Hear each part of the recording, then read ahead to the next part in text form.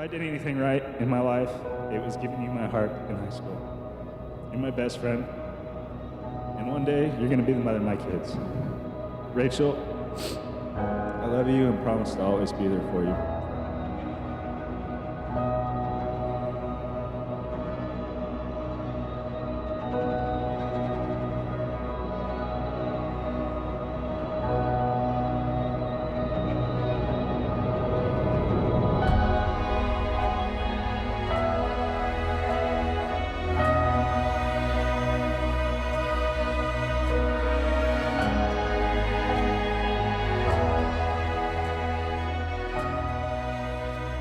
You were always my what if.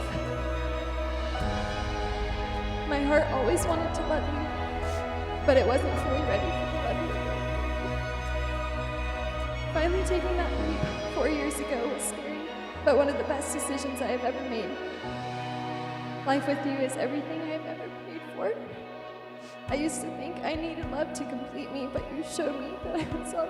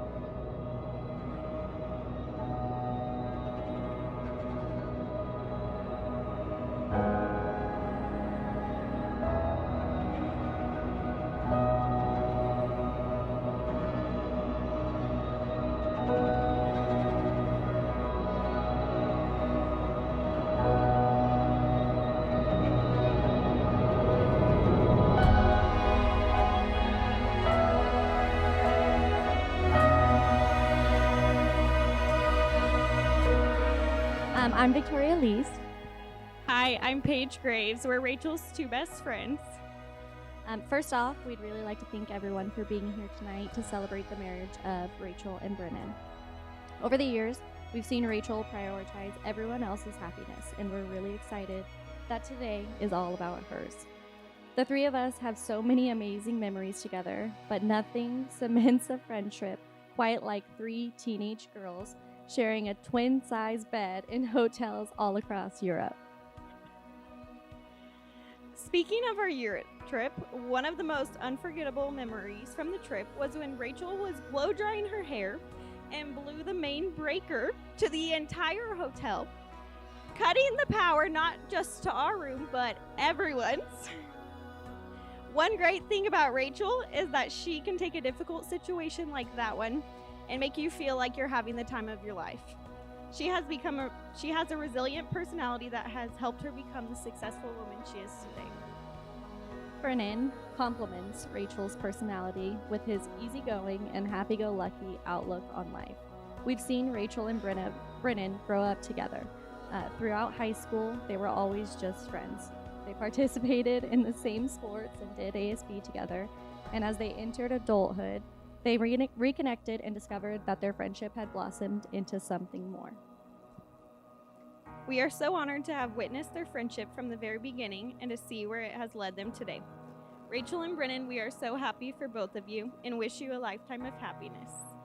Cheers.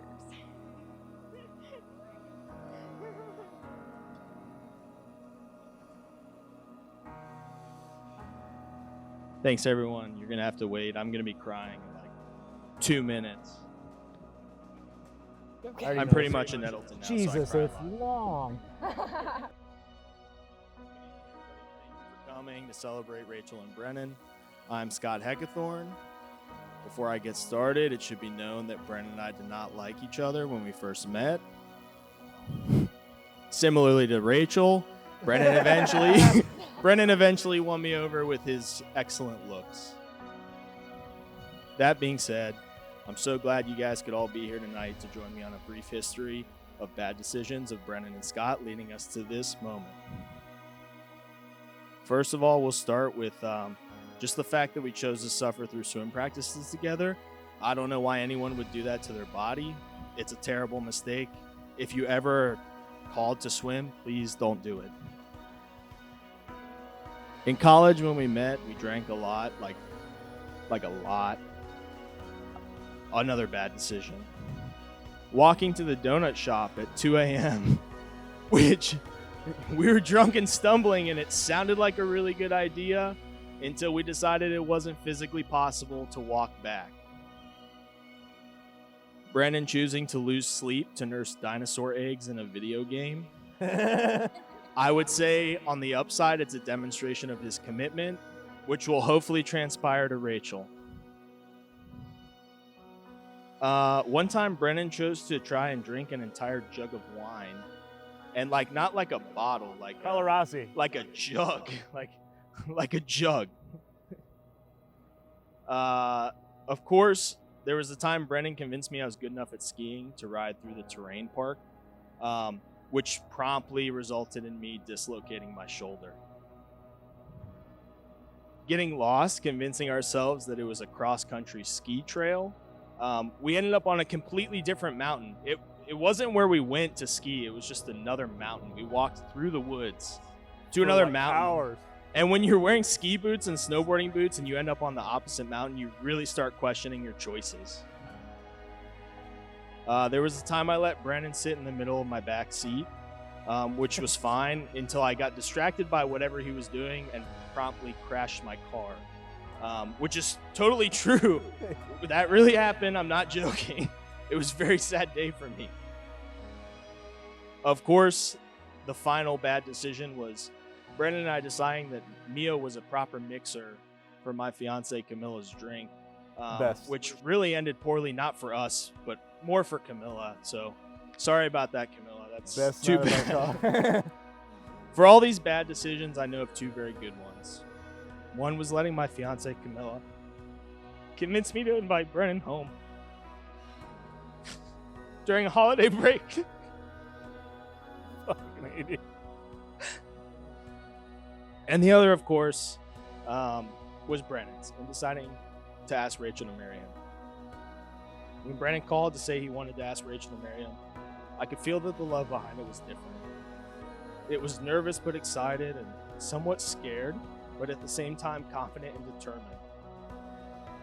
I knew that it was something very special, and getting to know Rachel now and seeing the joy and happiness that they have together brought me a new love of not just Brennan, but of them together.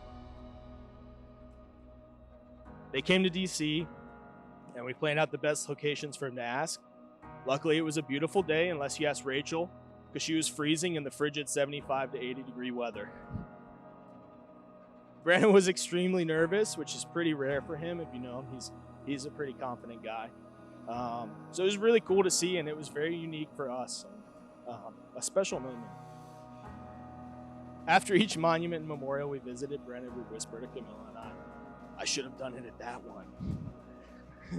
There's a lot of monuments in DC, so Brandon was second guessing where he should pop the question like every 5 minutes. Of course, it ended up at the reflecting pool in front of the Lincoln Memorial, the home to some of the most memorable events in United States history over the last 100 years, and home to a memory that I was so glad to be a part of for Rachel and Brandon. I've been lucky enough to experience many different kinds of love so far in my life. Love of my relationship with my fiance, 2 parents that love me, my 2 older sisters, the brotherhood from swimming, work community, love of my 2 dogs at home, and the love of the brother that I didn't have until I found Brennan. I think you could call Brennan's love unique in many ways. It'll be goofy and silly. Sometimes it'll be frustrated and angry. It'll be caring, and if you know Brennan, it'll be very dyslexic. I can't read. The love shared between Brennan and Rachel will be pure and good, and it will be a pillar for this relationship, which will continue to grow into something as beautiful and special as love. So here's to this love, and here's to Brennan and Rachel.